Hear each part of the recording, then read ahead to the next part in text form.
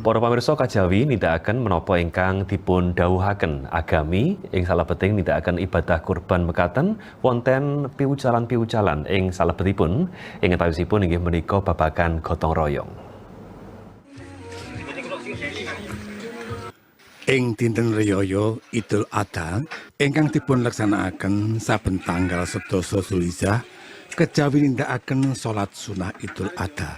Warga masyarakat ugi sami meragat kewan kurban sae menika lembu menapa dene mento.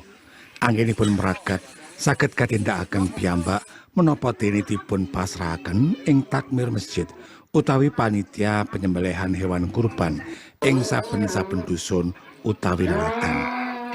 Ibadah kurban piyambak gadah sawetawis piwucalan ingkang gayut kalian gesangipun menungso.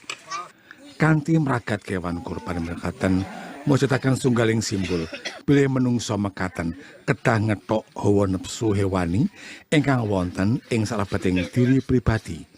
Kejawi menika ing salebeting meragat kewan kurban menika wonten piwucalan babagan gotong royong ing antawisipun sesami.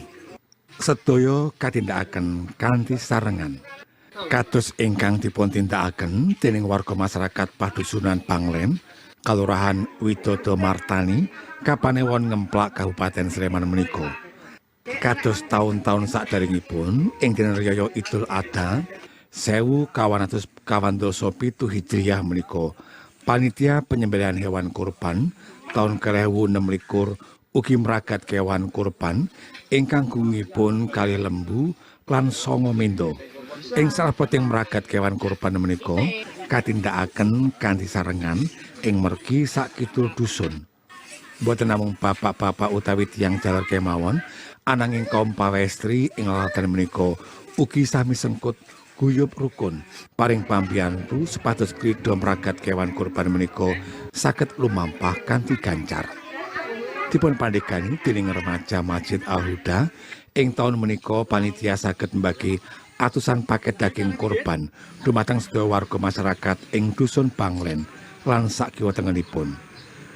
Kanthi raos gotong royong lan guyub rukun mekaten saged ngentengaken pakaryan ingkang awrat lan ugi nuwuhaken kerukunan ing antawisipun warga masyarakat. Mekaten Haris Yuda Asum Pawartos.